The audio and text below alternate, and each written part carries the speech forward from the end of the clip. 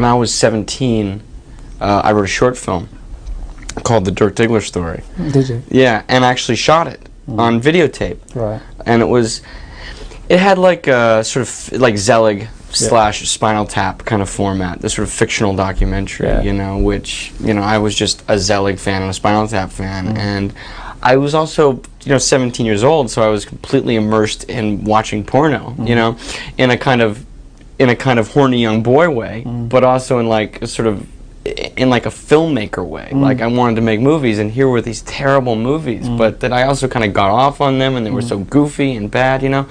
So sort of all those things were kind of, and I lived in the Valley too, in the San Fernando Valley, which is the capital of porn production. So it was always kind of peripherally around me. There was a warehouse near where I went to high school that had, there was like, here would be sort of like a portion of the warehouse that had some signage, you know, and then there'd be another one with a big sign, and then just like a stretch of warehouse that had no signage at all, but a ton of like expensive cars parked out in front. So you're like, what the fuck is going on inside that one with no sign, you know?